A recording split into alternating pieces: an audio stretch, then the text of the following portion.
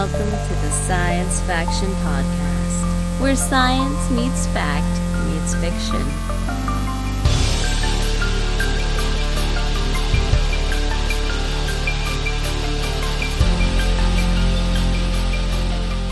This is Science Faction for the week of May 12th, 2025. I'm one of your hosts, Stephen Dominguez, and with me today, two individuals that are not in the sands of Dune. I am Benjamin Daniel Wallace, and I'm not in Sands of Dune, but the spice will flow. Craft. So, yeah, Devin, have you seen Labyrinth? No. Whoa! I just brought that up to someone recently because they were talking about because there was a reference to The Princess Bride, and I was like, oh yeah, I only saw that once, and then I was older, so I don't really have that Princess Bride like nostalgia. And I also mentioned the other movie I missed as a kid was Labyrinth, so I never saw Labyrinth. Wow. I just watched it yesterday. So right before we started recording, Stephen dropped the little bombshell that he had never seen Labyrinth either. And and here we are. I've seen like bits and pieces, but that's one of those like 80s Muppet movies that I just my parents I never rented it on VHS, and therefore it just kind of passed me by. That like Dark Crystal, what's the one you just said, Devin? Princess Bride. Princess Bride. That I had never seen that one. That's not really a Muppet one, but nope. Sorry. All right. Well, yeah, I rewatched it yesterday. Holds up. It's a weird film. It's a film about, it's got a lot of dream logic in it, but that's kind of the point of it. And it's good. You should watch Labyrinth. David Bowie is incredible. Jennifer Connelly is amazing. The puppets are great. Puppets or Muppets? Well, it's a Jim Henson team, but they're not. Well, I mean, it's not like it's Kermit the Frog. It's not the Muppets or anything. No. But they are much like Farscape. It's you wouldn't say necessarily it's the Muppets that are in Farscape. There's a lot of puppetry that's in there. Lowercase m Muppets. When it's Jim Henson, they're Muppets. I see. Yeah, there's curious. There's a definition. There's a difference between a Muppet and a puppet, and I don't remember what it is. But there's like some definition. Who cares? Doesn't matter. Okay. Cool. Labyrinth. We'll look forward next week. We'll give our Labyrinth review. No. Yeah. Yes. Let's go. Based on a summary I read 10 years ago. Yeah. Based on this pitch meeting YouTube video that I watched. Oh boy. Okay. Cool. Well, here we are. Another podcast. We're recording on a Monday again because yesterday was Mother's Day.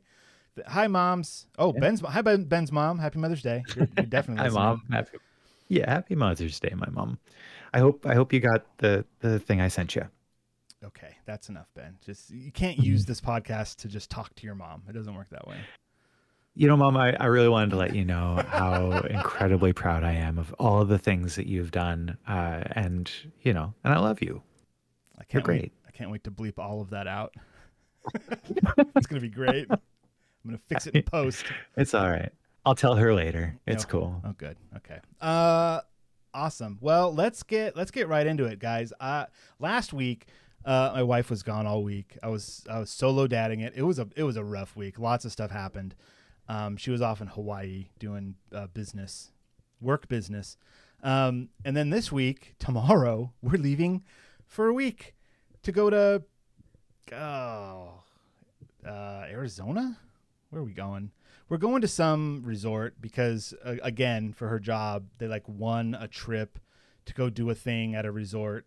And it was like, hey, you guys, we won this trip because we did good business with business people. Okay. Hey, Martine, why don't you take your husband to go and receive this prize? Okay. And so we get all signed up, and then they send out the itinerary. And it's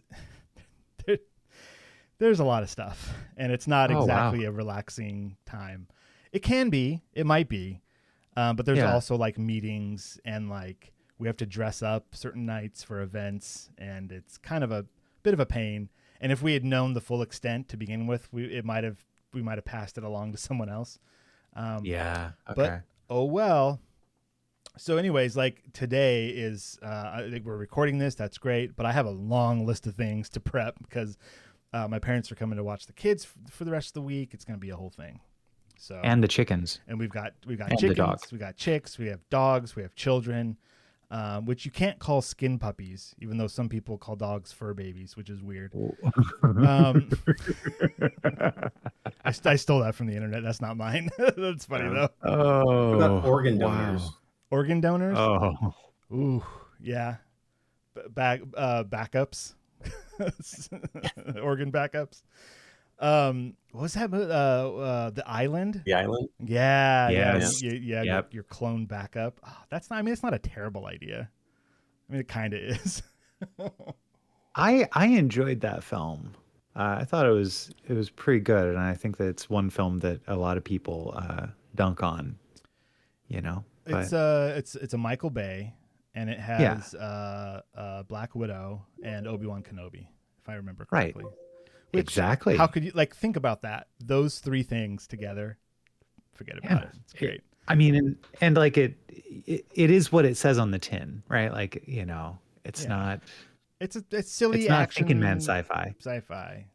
What? Yeah. Yeah. It's not thinking man sci-fi. No, it's no. the silly action pew pew sci-fi. Yeah, it's you know. explosion sci-fi, which is fine. You have like science fiction, science fantasy, and then science explosions, which is what that one is. Right. Yeah. Okay, so you've seen the island, but not Labyrinth. That is correct. How about the mountain? Are there any other geological or man-made features that are the names of a film that we have or have not seen? Oh. I saw Cliffhanger. Ooh, good one. Oh, yeah. I saw Cliffhanger. I remember that. See, I haven't seen that one. That's the Stallone film. Yeah. Yeah. Yeah. Guess what happens? Brad. Oh, yeah. Oh, well, does the film actually end, I mean, if you could or call do you have it, to wait for the sequel? we're still waiting. Yeah. Still All right. hanging. I see here that Devin went to a Renaissance fair, and if there are no things further from fact that I could believe than that Devin went to a Renaissance fair. So please explain what's going on here. Well, we went last year. So this was the same one. It's a very big Renaissance fair. It's at a place that has permanent structures. It's not open year round. It's open spring and I guess early summer. But it's like a real kind of amusement park because all the buildings are permanent. So they actually are, dressed up and they look, I don't know if to say authentic, but they look cool. So it's not just like a pop-up thing where, things don't look as cool. It's not in a fairground somewhere. It's like a place. Yeah. Okay. But they have tons of shows. They have rides, but the rides are like things that would be possible in history. Like they don't have roller coasters or anything. They've got They just shove you in a barrel and toss you down a hill. basically lots of swinging stuff for the kids. Like you get in and it swings around and they spin them. Or there's one where you like sit on a wooden horse and it like slides down a wooden track. Kind of thing, or that kind of stuff. We saw jousting. Ooh, jousting. Okay, that was cool. But yeah, so we actually went for 2 days. We left Friday and stayed. We got an Airbnb and went Saturday and Sunday. We stayed with friends. We went with them last year, and so we went this year again. There's not really anything particularly interesting to talk about with it because it's just more of just like, what have you been doing? And that's what I've been doing. It was actually the kids were not great during the trip, and Nolan was not happy to be there. So it was a bit of a downer. Bit of a. It was more downer. of like, okay, we had as much fun as we could get. We could have. There was a lot of just family stuff to deal with, and it's like, all right, that we survived that. So I gotcha. But yeah, so that's what I did. I think I would rather wait maybe a couple years before coming back. I'm assuming you guys don't dress up. We don't, but if we go Ah. back, I really do want to dress up because that is also part of the fun, and I want to try to get into it more. Maybe that'll also get Nolan more into it. Yeah, like Um, go like make your costumes and make them unique, and then when you go, you can like buy a little thing that'll add to your costume, and that could yeah, that could kind of help try to bring them into the what the Ren Fair is. Yeah. yeah. Okay. Fair enough.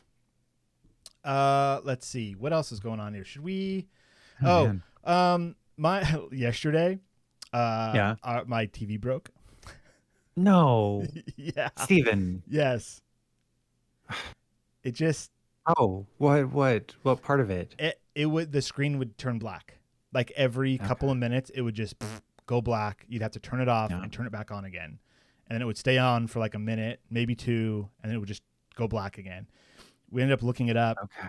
and it turns out that model has that problem, and there's something in it where it thinks that it's overheating, and so it's turning itself off to like save itself, but it's not actually overheating.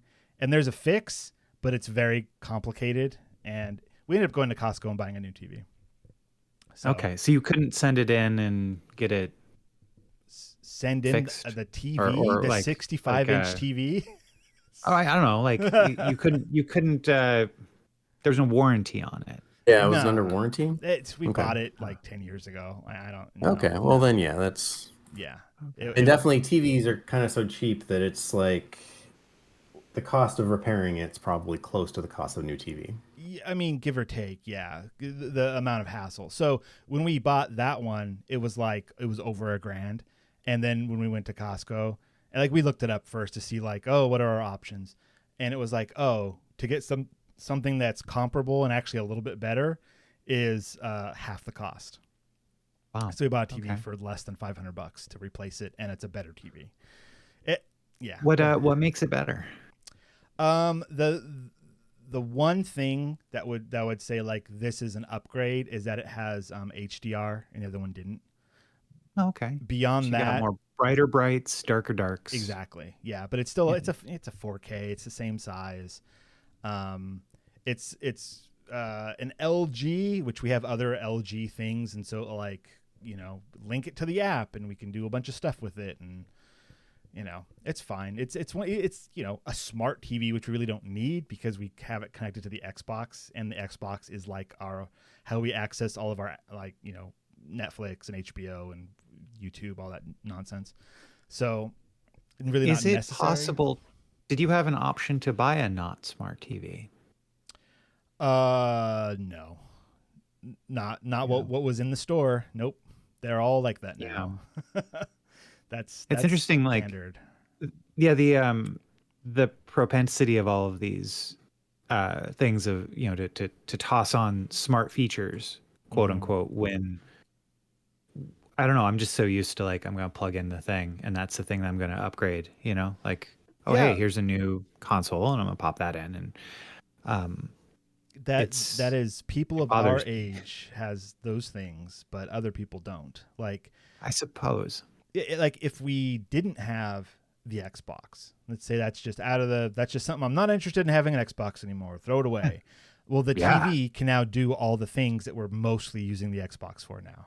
right, yeah, and I think that's but like why I don't know when you get into these situations it's just planned obsolescence, right? Like it's weird to me. I'm kind of excited. I don't know if you guys have heard about the new electric all electric pickup truck that's coming out from Slate. Oh yeah, I've heard about this thing. Yeah. Yeah.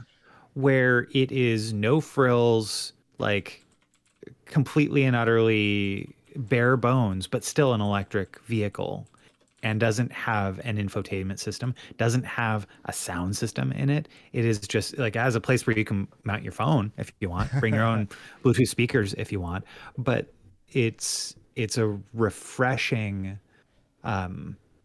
like backpedal on an industry that is increasingly trying to like do really poorly at infotainment services in Yeah. a car that the main purpose is get me from here to there. I mean, you know. it is an anti-Tesla electric vehicle.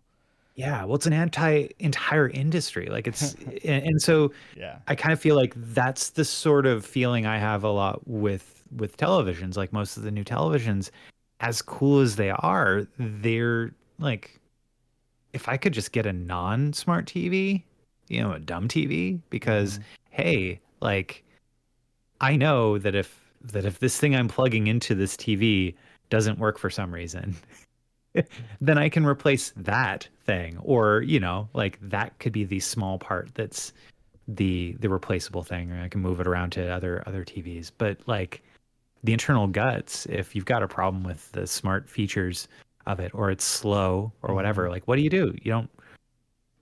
It just becomes waste. Well, you're kind of making an assumption that a smart TV is not good.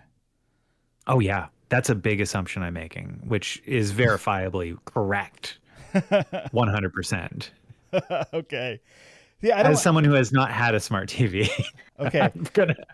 So we have Yeah. the TV in our bedroom Yeah. is a smart TV that it was small, it was cheap, it just happened to be a smart TV, and I had my old Xbox plugged into it, and we just used it as a monitor essentially, right?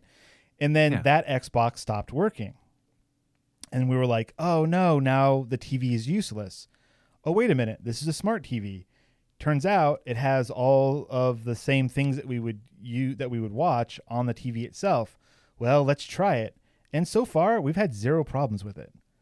How responsive has it been? I In mean, terms I've of been like using smart perfectly. TVs for years Huh. and not really had any issues. Yeah, Okay. I think you're out of line, Ben. On this show, in Yeah, this economy. in this economy. No, I think I Uh, mean because essentially what it is, it's an internet connection. You have a TV with a built-in Mhm. internet connection that can just have whatever it needs to have on it. And now that having an internet connection in your home is pretty standard for us Americans and white male Americans, making big assumptions here, but it's pretty most people I'm assuming have some sort of internet connection. That means that TV can now have all the apps, all of them, anything you need. It's on there, and so why would you need another yeah. device? You So don't. I understand that. Mm-hmm. However, what is like how often are these internet connected devices continuing to receive security updates, or are getting updates from the app makers in order to make sure that they can still function with the services? Like, is there? I get updates all the time. Like whenever Yeah. if I mean, it's pretty frequently that if I'm opening an app, it'll say, "Do you want to update before you open it?" And I What do just you click say? yes, and it Okay. takes like 5 seconds, and it just does a loading thing and it updates. And also the TV itself, like once every, it's not that often, but every few months, it'll say like a new version of the software is available. Do you want to upgrade it? And then so I upgrade it. So And how I old mean, is I your don't know how TV? well their security is, but they definitely have people working on these upgrades to make sure everything is current and running properly. And I haven't How old had is an your issue with any of the apps not working. Sorry, how old yeah. is your TV, Devin? The main one we use downstairs, we bought when we moved here. That was like, 3 years ago. But we Okay. had one before that for, I don't know, like long, long time. Okay. Yeah. All right. Well, here's old man yelling at clouds, Ben, you Yeah. know, Look at you. yelling at the cloud. Yeah, look at me. Maybe I get to adapt, but thankfully I don't have a need to buy a new TV right now. I'm Good. just I'm fine with my old 1080p 1080p. little. Are you living in the Yeah. Stone Age? What's the matter with you? Yes, Also, sir. I can easily stream from my phone to the TV, which is nice because if like I'm Oh playing, yeah, yeah. kids want to watch me do something on my phone, I can just stream it to the TV and they can just see it on the TV. I saw Yeah. that's a new option with this new TV I've got. I was like, oh, it does Apple streaming, it does Google Play. It's got a lot of little features on it that You used to seem have to like useful. download a separate app to do that and like pay for it, like a subscription or something. So I didn't do that. But this now, but then I did this where it was just like it just you go on your phone, it has the streaming button, you press it, and it just asks you which TV you want to stream to, and it just works. Like, it's great. It just works. This works. All right. Somehow. It works by magic. Yeah, just magic technology. All right. So Ben needs to go reevaluate his life about smart TVs, which is fine. No, I'm I am not in the market for a new TV. I want to be tremendously clear about that right now. If you're not on 4K, what are you even doing?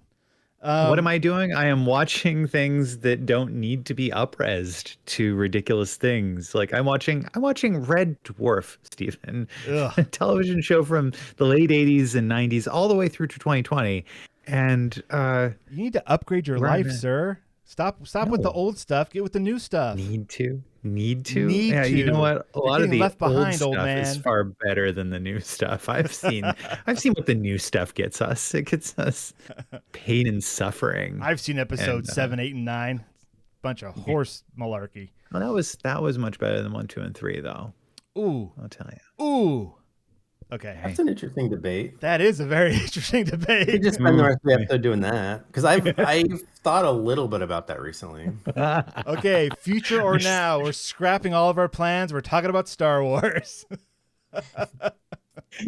Let's go. Let's go. Okay. Interestingly, I've only watched episode 9 once in the theater, and I've never felt the need to go back and watch it again. Me too. Except I did go back and try to watch it again. And this is while I was working, so I wouldn't even be paying full attention. And 5 minutes in, I was like, I can't do it. I turned it off. Wow. Now I would tell you that. So I've seen episode 9 3 times. It is definitely the worst. Okay. But is it worse than the Phantom Menace or that second one, the Attack of the Clones? the Camino one, Attack of the Clones? Yeah, like is it? And it's like because boy, like I love 7. I really like 8, and 9's just okay. It's got some scenes that are like, oh, that's fascinating how you did that. You know, you get to see Harrison Ford again. Spoilers, you know. And I still a touching think The scene. Phantom Menace is the worst of all the movies. But I'm not sure if that brings the average down enough for me to say the prequels were worse than the sequels. Like, I love. Okay, so But I Phantom really Menace- dislike the prequels. Yeah, right. I'm not saying the prequels were good. Yeah, but like if we're talking about like rankings, I'd put the sequels higher than the prequels in my ranking All of the films, just on whole. Okay. Mhm. Let's see. The sequel. How do I spell sequel? Better than prequels. Prequels, So yeah. I guess you could just work it out mathematically because I'm just like, I could just rank those 6 movies, assign numbers to their rankings, and average it out, and that would have the answer.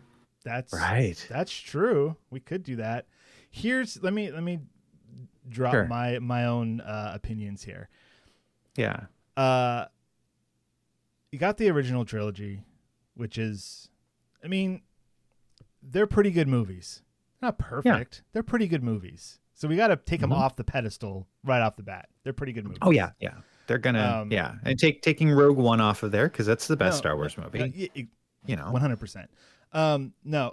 So if we're just talking about those movies 1 through 9, right? 4, 5, 6 at the top of the cut. No arguments there. Now, when I look at the prequels versus the sequels, the main issue I have is that the sequels don't have the same through line story that the prequels do. When you look at the prequels and the original trilogy, you have payoffs. You have these two connected stories. You've got the journey of Darth Vader and of his son, and then it ends. And it's the Skywalker family as the through line for all 6 of those movies. The sequel movies don't have that at all. True. And that for me is like the biggest sin of those movies is that there is no like there is no Skywalker lineage to follow. That story's done. So how would you continue that story? You would continue it with Luke's children, and they don't do that. Like that lineage. That's not doesn't necessary. exist. I think you can continue it with not necessarily Skywalker lineage. I mean, it can be part of the movie. It's just having a consistent plan to tell one story. Like you said, the sequel. That's the another prequels problem. had an idea. The prequels had an idea, and they, for the most part, stuck to this overall concept.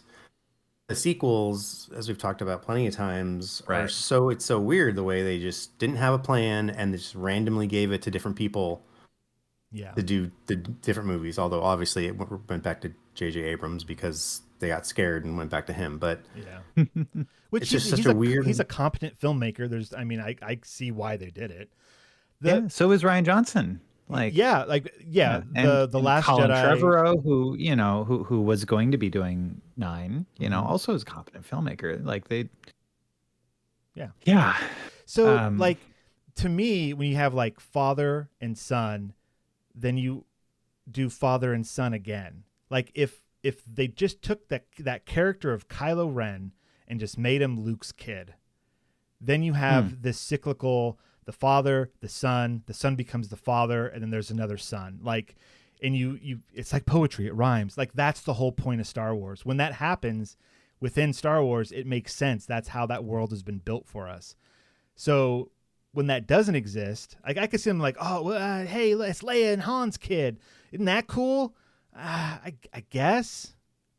Let's see where it goes, and then it's not. Because then it's not about him; it's about Rey. Well, who's Rey? We don't know.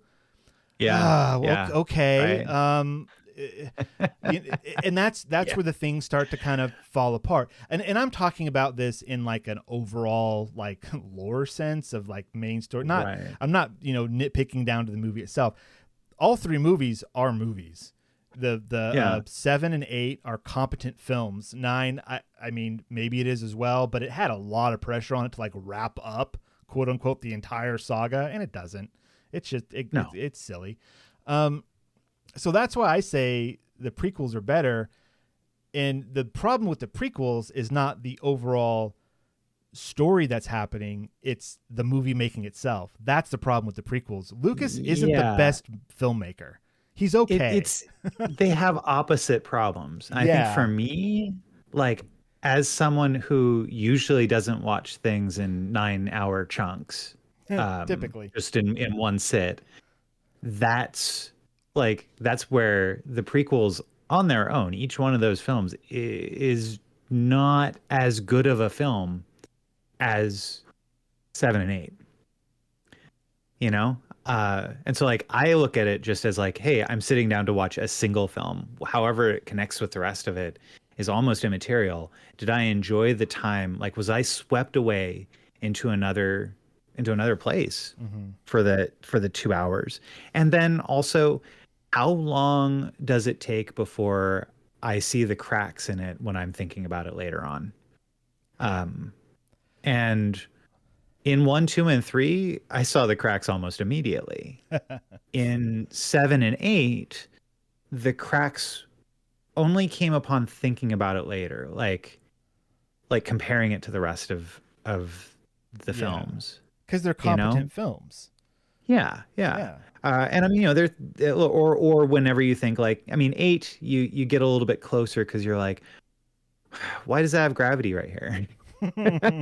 What are these ships even doing? Like, I understand my friends who have I hear your issues with it, but almost every film has especially in science fiction, has a bunch of suspension of disbelief. And I kind of give a lot of films credence. Like if I'm watching a time travel movie, time travel movies don't make sense, but if they make sense to your heart when you're watching it and you're in it, and you're, and then you come back to it later and you're like, oh, what did I just watch? That doesn't make any sense. The fact that you were swept away during that time, sitting down with it, Like, I give that a lot. I understand what you're saying. However, when you're watching a time travel movie and you go like, oh, this is I'm being swept away. This is a fantastic story. But if I think about the physics of it, it doesn't work. But that doesn't matter because it was a fantastic story. That's great. I understand that. With Star Wars, there is an established way that things work. Mm-hmm. There is a consistency within the world. And the prequels don't Or there care. was. Or the sequels don't care. The sequel Right. trilogy is like all this stuff that's been laid out before, that's been in 7, 8 other movies, TV shows. Like there's all of this established way that things work within that universe. And then it just goes, we'll just make up our own stuff. Well, and I that's a think, problem. I'm not sure if you're referring to, I mean, I don't care. I can suspend disbelief just as much as anyone else on a good sci-fi movie. I've criticized J.J. Abrams in particular for like The Force Awakens, and he does a lot of the same stuff in Star Trek where he just doesn't care at all about the way astronomy works, basic Yeah. astronomy. And it's like, okay, I get you can suspend disbelief because you want to do a certain story element, but it's like if you had your characters, like say they have to get something underwater, and you just had them go underwater for an hour, and they're like, there's no reference to them having to breathe, and they're still human. Yeah. You'd be like, well, wait, that doesn't make any sense. Like there's a fundamental aspect of this that's wrong. Yeah. If you shoot a laser millions of light years across the galaxy without explanation, and people on planets somewhere can see it in the sky. I mean, come on, there's a fundamental way light works. And I get that we're not all physicists and we're not all nerds. But there's a reason we can't just look up and see, anything we want in the sky, except for things that are in low Earth orbit or Earth orbit, like the moon. But it's just basic things like that, where you're just like, you don't care at all. You just wanted this laser to destroy this planet. You didn't want to take the time to get the weapon in range, which is the entire first movie. Yep. New Hope, it's about getting the Death Star in range and falling Bob. And the thing that really the thing that really sticks in my craw about that is that they could have Star Wars'd a way around that. They could have been like, we shoot this super laser into this hyperspace beam splitter, and then the lasers travel through hyperspace and then get to the planets. Like, okay, sure. Acknowledge it, then fine. And then you go, okay, so ships go through hyperspace, and that's kind of not explained in the world ever. They're in hyperspace for as long as they need to be, and that's how all the movies are. Too. Yeah, if there was like a hyperspace ring in orbit above Starkiller Base, and the beam went through that. Yeah, and then then you show it like the beam going through hyperspace for like a 5-second clip, and then you see it exiting hyperspace right into the planet and exploding like. And then instead of just having the ships just randomly attack Starkiller Base and them just happening to know some weakness of it without that being part of the plot, you could have had them like somehow like refract the hyperspace lens to somehow reach back and like destroy the planet or something. I mean, sure, but like it would have like upped the stakes of a Death Star, right? Because previous movies, Death Star, giant spaceship essentially has to travel to the planet and then kill the planet. Well, now instead of giant spaceship, you have a planet that is a Death Star, and it can reach any other planet in the entire galaxy without moving. That ups the stakes without changing any of the rest of the plot. Right. You just make that one tweak, and they go like, wow, this is so important that we kill this thing because now it's targeting, other important things. It just took out the government, which okay, that's so let's but I think that like that the whys of how plot happens is one thing where I completely agree with you. There are whys in the sequel trilogy that are not consistent in the way that the prequel trilogy is. There are personal like character beats and moments and character through lines that work in the sequel trilogy that don't work in, like I almost feel like the prequel trilogy is anti-character.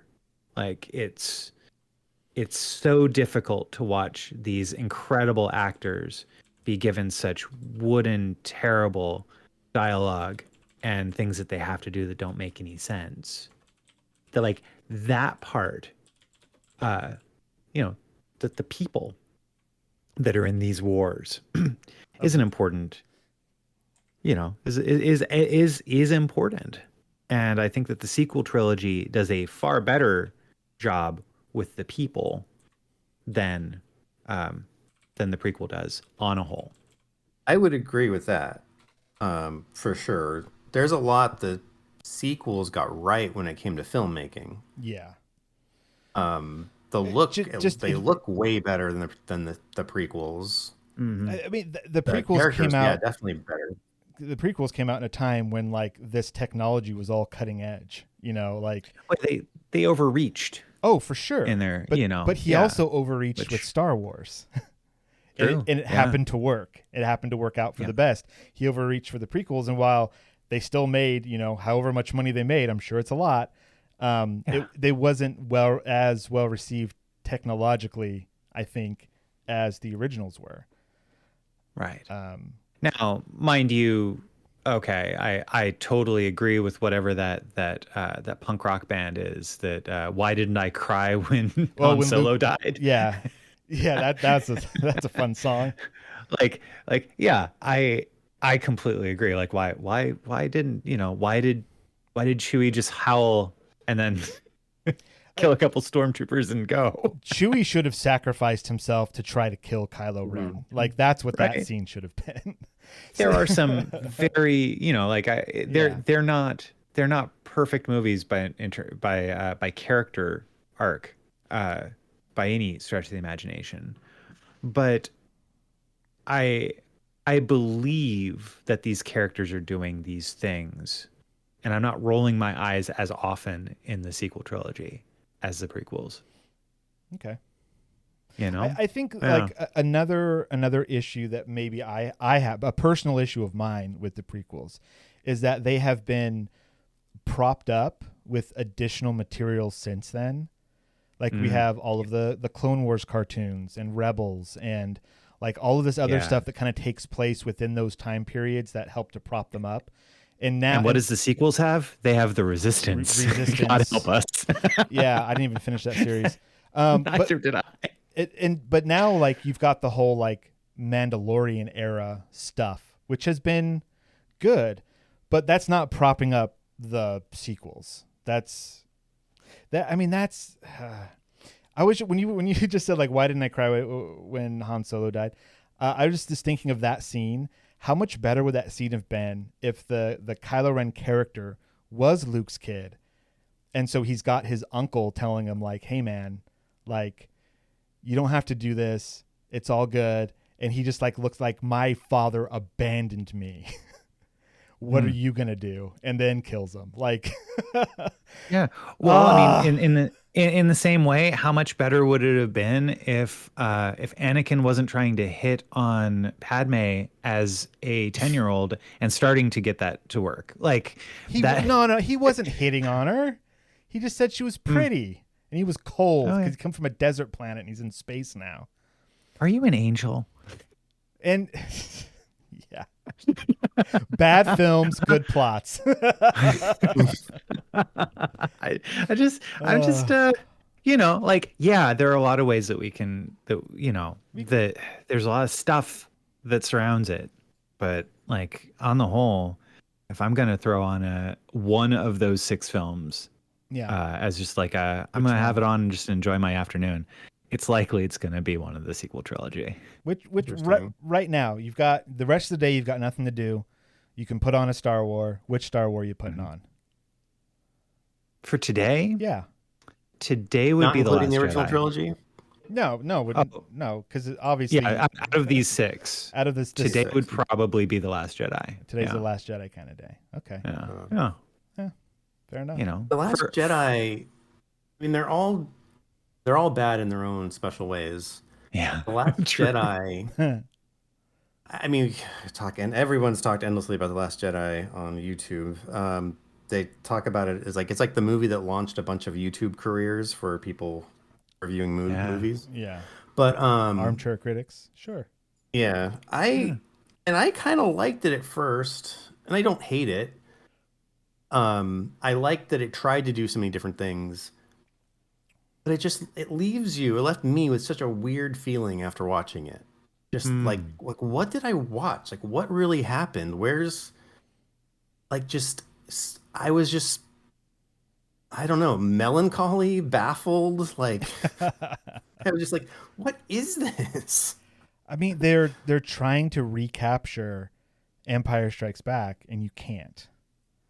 Like Well, I that. mean, consider other second films of trilogies, like even Matrix Reloaded, right? Where it ends in a similar way, where it ends with this idea that kind of shifts where the story could go in the next installment in very serious and significant ways. And then it doesn't, neither of them necessarily have the films that follow it up, Yeah.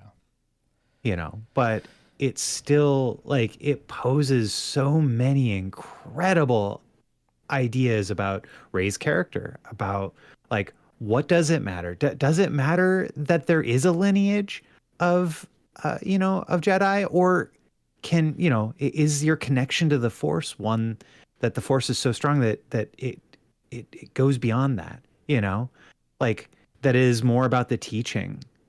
We are what they grow beyond. Like all of that encapsulated in The Last Jedi is just so beautiful and pitch perfect.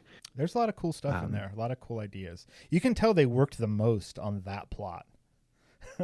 Mm. Like Mm-hmm. that's the stuff that the Luke Ray stuff is the most fleshed out. The Yeah. the spaceship chase, Yeah, it's like silly. the first time you watch it, it's exciting because you don't know what's Right. going to happen. But every other time, it's just like boring because It's like the pod racing. Yeah, It's exactly. an entire film of pod racing. It's and and thankfully the Phantom Menace, its strength is that it only had half a film of pod racing. here's something interesting. I don't know. Have you guys watched any Andor recently? Yeah, I've watched a lot of Andor recently, only of the first season. I'm rewatching the first I'm season. just 2 episodes behind the current season, so Okay, so I know everybody's been talking about the last few episodes have been like the best ever. Oh, they're and the- I'm really enjoying the season. yeah, So hands down, I've been wanting to watch it as much as possible. best Star Wars there's ever been is this season Nice. of Andor. But one minor thing that does not have to do with the overall plot and stuff, but there's a visit to Saw Gerrera and his partisans, and they are on Dakar. Dakar is where the Resistance base was in Episode 7 and at the very beginning of Oh. Episode 8 where they're leaving it. Oh, wow. It looks like it too. Like it looks like the same. It's like the same, like they shot on the same location or they used the same effects, whatever. I think it's a location. But it's kind of nice that like the way that Andor doesn't push it in your face, some of this stuff. And it just, when you do stop to think about it, it makes sense. Like, oh, this was an old rebel base that was abandoned. Because at the end of that little scene, Saul's like, pack up, we're leaving. If you can't pack it, burn it, and we're out of here. That it like Leia would know about old rebel bases to then send the Resistance to have a base later because the Empire never found it and that kind of stuff. So like those kinds of awesome connections that make sense plot wise, are consistent, aren't pushed in your face as like a member berry. That is what both the prequels and the sequels got wrong. Both of those things. The prequels were all about like, hey, here's that thing that you've been looking forward to seeing, and here it is, Coruscant. Check it out. Look at all these vehicles and flying around buildings. You thought cool. we could we could change how Coruscant is pronounced? Well, we Coruscant. We Coruscant, sure can. Coruscant. And I could go on for a while about all the things that Andor does right. But I wonder, do I like Andor so much because it's objectively that good, or is it just because, in contrast, just all the other Star Wars content that's been put out? Like, No, it's good. I think it's objectively good, It's but objectively Yeah. good TV. Yeah.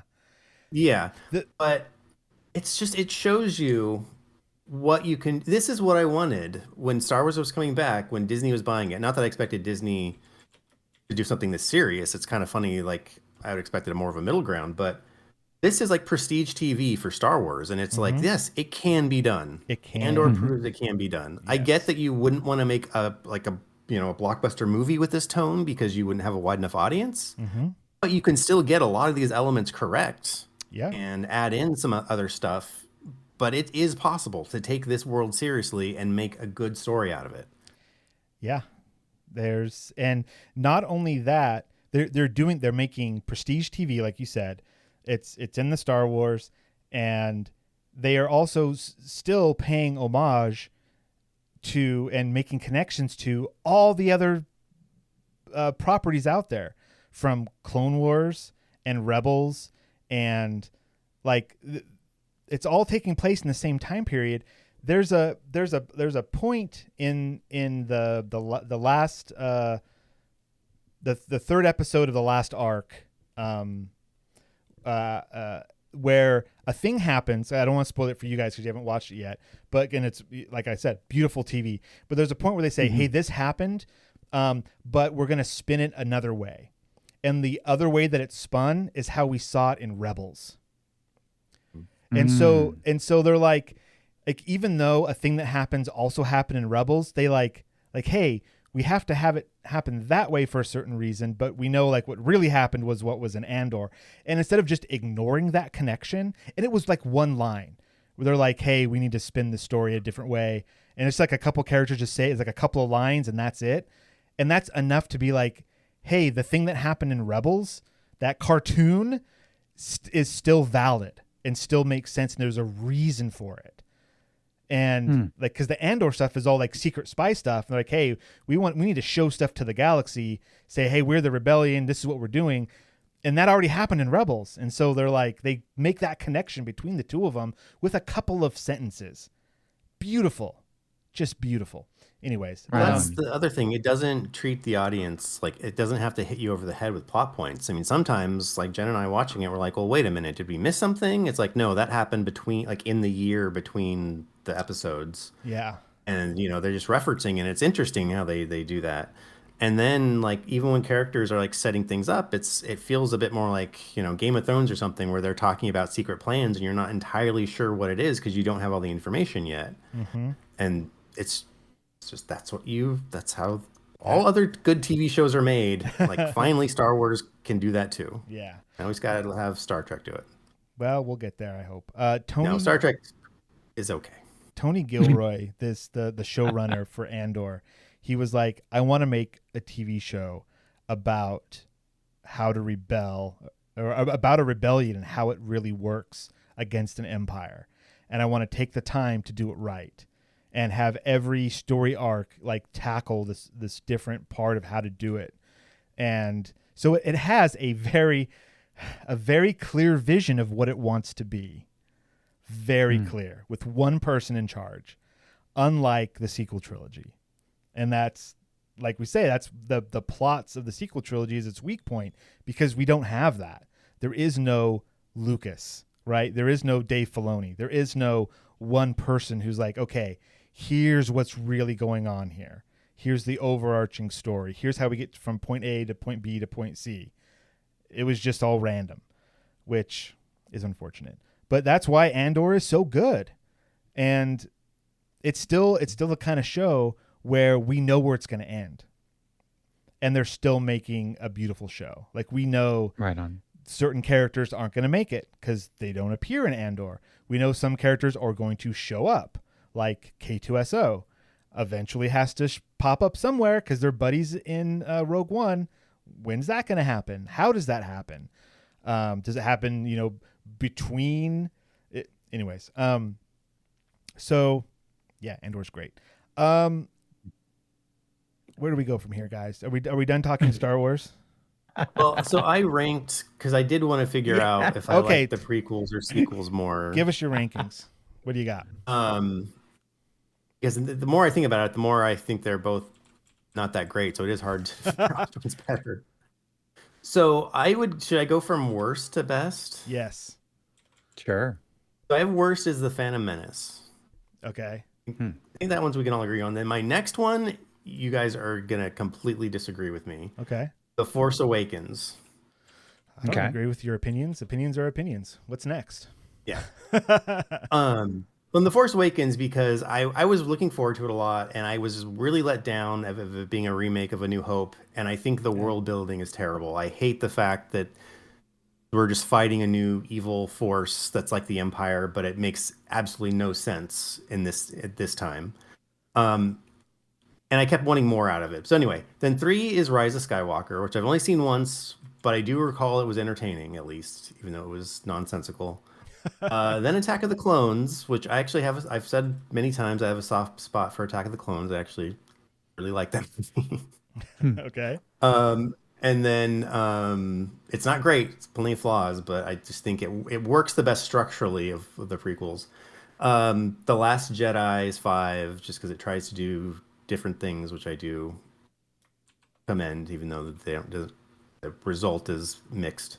And then Revenge of the Sith is the best of all of them, which also has plenty of flaws. And anyway, so I just numbered them 1 through 6 and added up the totals, and so the prequels have 11 points and the sequels have 10 points. So apparently, I think the prequels were better.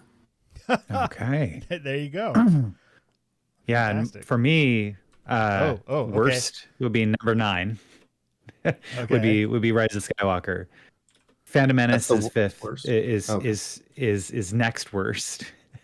Okay. Then basically it goes up like Attack of the Clones, Revenge of the Sith, and then at the top I've got 7 and 8. So okay. that's where mine lands, where the tippity top is 7 and 8, then 3, 2, 1, 9. I'm sure I could tally those up, but I'm pretty sure. Having 7 and 8 at the top, that's already 11 points. I'm sure Yeah. that the sequels are going to win. Yeah. Wow. Yeah. So that's mine. But oh yeah, you're writing it all out. ROS, TPM. Oh yeah, I know all the acronyms. So many acronyms. Yeah.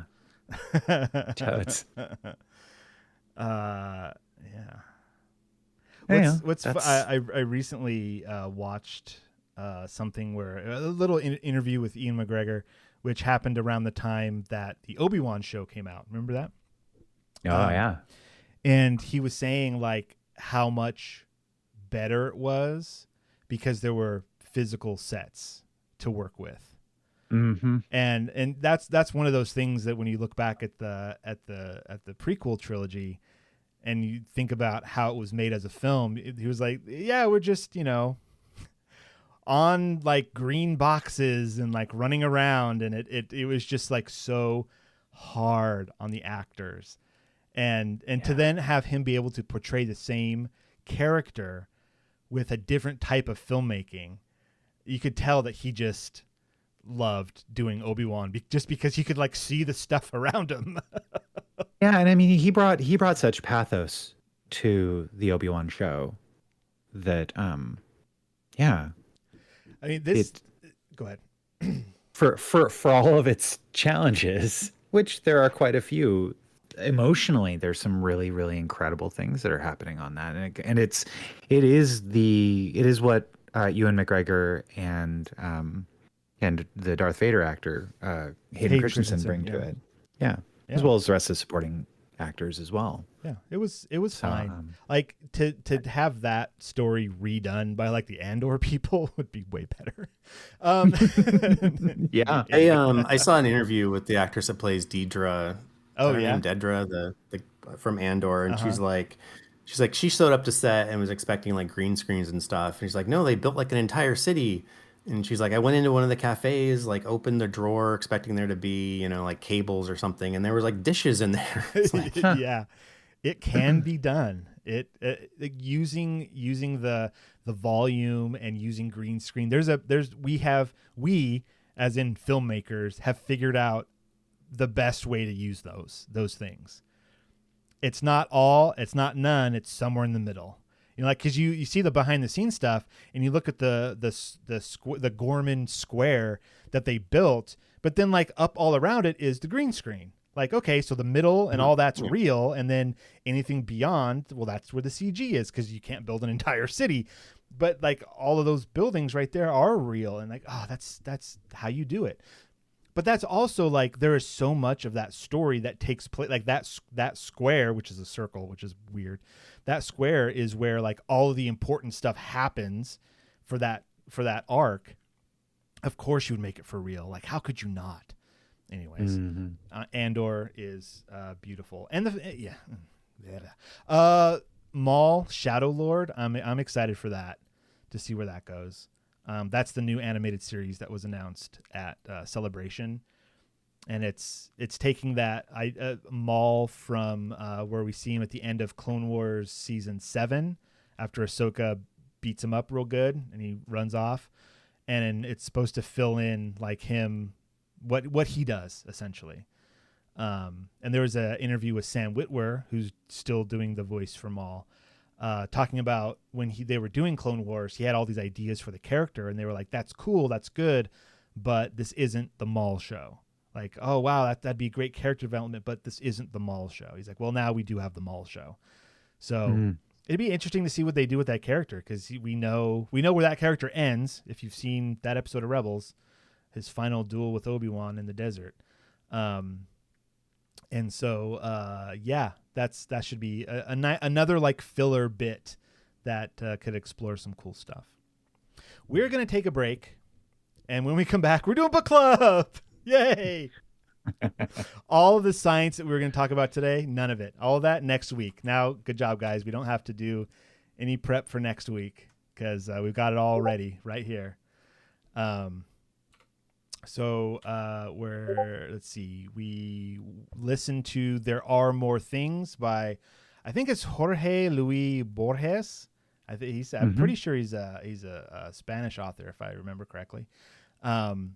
So we have a link in our show notes to check out. He's from Argentina. Argentina. Okay. Thank you. Thank you for correcting me. Argentinian author. We'll have a link in our show notes if you want to listen. It's about a 20-minute listen, and we're going to talk about it when we come back. So we'll be right back. Oh, wow. Another free listener. Incredible. Look, I love that you're here, but let's be real. You could be getting so much more. Bonus episodes, unfiltered takes, behind-the-scenes chaos. All you have to do is join our Patreon at patreon.com/sciencefactionpodcast. Or don't. But if you don't, just know that somewhere in a parallel universe, a better version of you already has. And we're back. Heyo. Hey. And a big thank you to our patrons, Renee and Josh. You guys are great. You're the goats, right? Yeah. That's what the kids call them, the goats. You guys are goats. Such goats. Much wow. All right. What are we doing next week? Well, so next week, thanks to Devin, we are going to be reading a short story by Ted Chiang and there went Devin. He said, no, thank you. Yeah. So we're going to read a story called The Evolution of Human Science by Ted Chiang, which is from his book, Stories of Your Life and Others. You could find it. It's included for free with your Audible subscription, or you can find it any other way that you need to. Ted Chiang, you would know because one of the stories from this book was adapted to create the film Arrival. Oh, that's a good one too. I liked Arrival. So, but we're not reading that story. No. We're reading The Evolution of Human Science by Ted Chiang, and it should be pretty brief, is what Devin was mentioning. But he heard a lot of great things about this one. So, all right, fantastic. So we'll look forward to that, especially if you have an Audible subscription. Very easy. Otherwise, yo ho, do what you gotta do. This week, however. Oh, look, Devin's back. Sorry. Hey, man. Hey, Devin. Technology's hard. What happened? I just closed the wrong window. He's Yeah. like, I'm done with this. Exit. These fools. All right. So this week we listened to, or perhaps read, There Are More Things by Jorge Luis Borges, the Argentinian author. And I listened to it via this YouTube link that was supplied to me via somebody. Who found this? Yeah. Well, I mean, thanks to Devon, he turned, like I think that a week or two ago, he found one of the stories on quasar spectra, the pre-90s science fiction readings YouTube channel, and so I just looked at his at the quasar spectra page, found out which ones have a good length. I recognized Jorge Luis Borges and said, well, what about this one? And here we are. Here we are. Originally published in the July 1975 issue of the Atlantic Monthly magazine, republished in a collection of the author's stories called The Book of Sand in 1977. A lot of sand in 1977. It gets everywhere. It gets everywhere. And in another anthology called Acolytes of Cthulhu in 2001, hint, hint, hint, hint, hint, hint, hint, read by Daryl T. Smith II for my channel Quasar Spectra. Yeah, so this is a cool like little YouTube channel of saying like, hey, this is just readings of old sci-fi. That's really awesome. I'm glad this exists. And no AI. It's entirely, somebody reading it, which I guess is good. I don't know. Either it's no AI or really good AI. Once the AI gets good enough, it won't really matter, will it? It's I. Hey. It's meet AI. Meet I. All right. What is this story about, Devon? Oh. What's it about? Yeah. I was hoping you guys could tell me. Did you not? Did you? Devon, no, I read it. No, I listened not? to it. Okay. No, I listened to it. Okay. I feel like I missed something or nothing really happened. Oh, you're not wrong on both. It seems. Oh man! Starts off, the main character, he says he got the news that his uncle died while he was taking his exams in philosophy, or his philosophy exam if it was just one class, and talks about his uncle who lived in Argentina. Yeah, sure. Near Buenos Aires, and he talks about how his uncle taught him philosophy, and his uncle died, and then some guy bought the house and had it reconstructed from the inside, and people didn't want to work on it because it was made by an architect that his uncle had chosen out, who he was friends with. An Italian guy. And then so he goes to investigate, or it was also the narrative. Like, it was like, was he there or was he just telling us about it? He eventually goes there to investigate. Because the guy who bought his house, or they found like a decapitated dog outside the house. Yes. Yeah, and then the guy like moved away, never to be heard from again. Mm-hmm. Yep. The first. I mean, I think that dear listener, you're hearing a little bit of the consternation of this, because there's a lot of things that happen in the first 80% of this story that are just a like almost a diary. It almost feels just like really like mundane things with sharp things that happen that like are extremely interesting and weird, and then back to the mundane, and it's just like, oh, and this happened, and this happened, and this happened, and then there was a decapitated dog. Moving on. There's a lot of set dressing and setup, but essentially, like, what I got out of this was like, there was a family member, there was a house, they died, someone else did weird stuff at the house, now I'm gonna go look at the house. And then that's like the first 80%. And then he goes in the house, and then weird, story's over. And the weird, like, there was one line that stuck out to me where it was like the plurality of what I saw was strange. Like, the word plurality in the sense of like something that he saw. The whole point, I think, is that there was something unknowable that happened there. And how do you explain the unknowable? How do you Right. how do you write about that? How do you interact with it? And it was just kind of strange at the end there. Like, I was there for the setup. I was like, okay, cool. We got this house. We got weird stuff going on.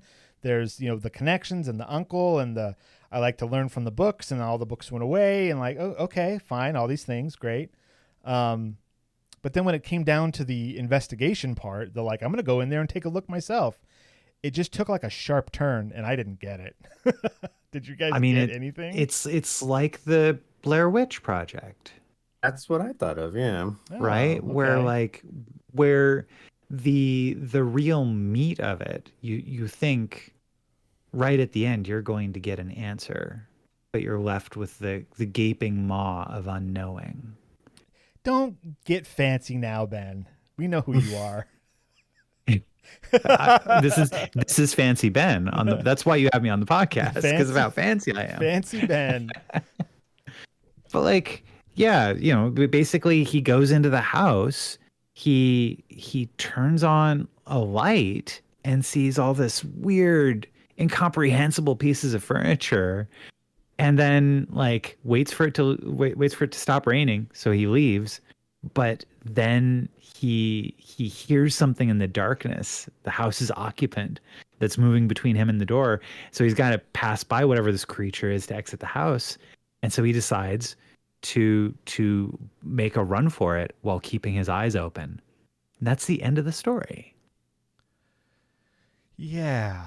We needed like one more sentence, and then I died. We needed more things. There are more things, it says. There are. And that's where are they?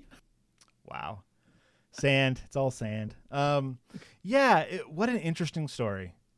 That, like you said, that last 20% just needed more. But I'm trying to place this in the context of the era, like the mid 70s, and like what sci-fi has happened. Like how, because you've got all of this is definitely in the area of like Lovecraft, right? The Lovecraftian horror, the horror of the unknown. That stuff has been around. It's even, let's see, it's according to the Wikipedia page, it bears the dedication in memory of H.P. Lovecraft. So obviously there it is. And let's see, there's also the title alludes to Hamlet's lines, "There are more things in heaven and earth, Horatio, than are dreamt of in your philosophy," from Hamlet.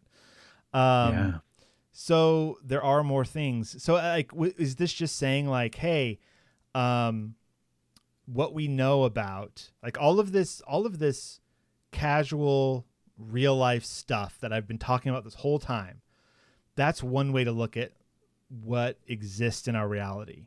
However, there are more things, and his uncle found these more things, but we don't have the right reference frame of mind to understand these more things. But still, there wasn't enough. I wanted more. He talked about how one of the things his uncle taught him, or books they read together, was about imagining cubes in 4 dimensions. Yeah. And I meant to look that up to see if like that was a reference to something real. That's a tesseract. Well, yeah, it's a tesseract, but I think he referenced a particular author writing about it. Oh, okay. And he said mentioned at one point like all the cubes on his uncle's floor or something. So they were doing some mental thing about extra dimensions, like at least referenced to it. So that also kind of hints at the Cthulhu thing of Lovecraftian things from another realm. Okay. Just kind of a connection there. So it, as a story, it was fine. I mean, okay, as a written piece of art, it was good. It all made sense. Yeah. It was well written. It was the content at the end that, yeah, it got weird. It got weird on purpose, but there wasn't like enough there to really chew on and think about. It's just like, and then there's a couple of weird things. Okay, goodbye. Like we needed like something else, which there are more things. Yeah. I think this story was written exactly how this guy wanted to write it. I think this is very purposeful how this was written. Oh yeah. And that is not my kind of story. It feels so of a different era, you know, like back then, a lot more stories maybe were more meandering. You know, like I think about speculative fiction of the mid 20th century and how, you know, like they're still working out the form.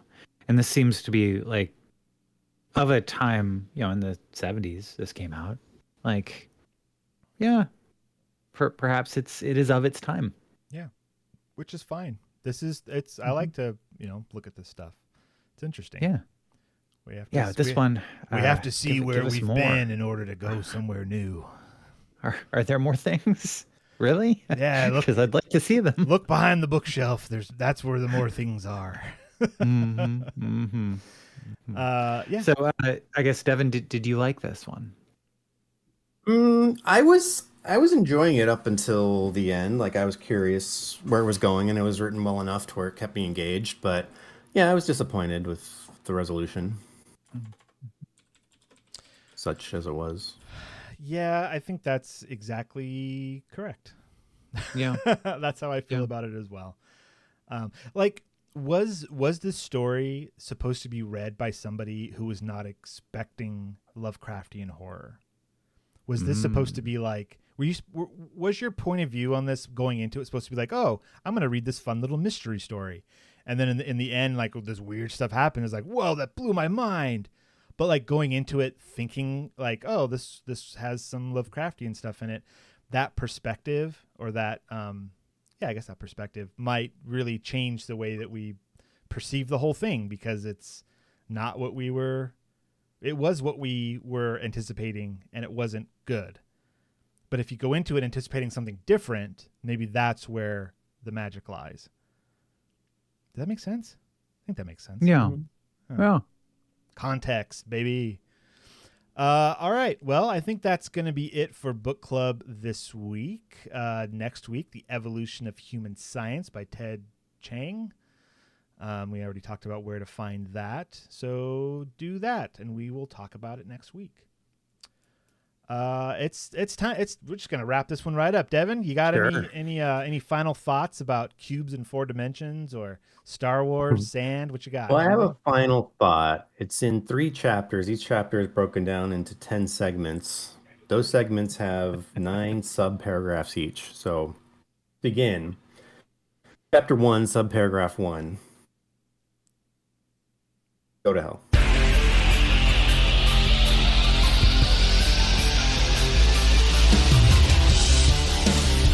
This has been the Science Faction Podcast. Tweet to the host at SciFact Podcast. Email them at sciencefactionpodcast@gmail.com and visit sciencefactionpodcast.com for more episodes.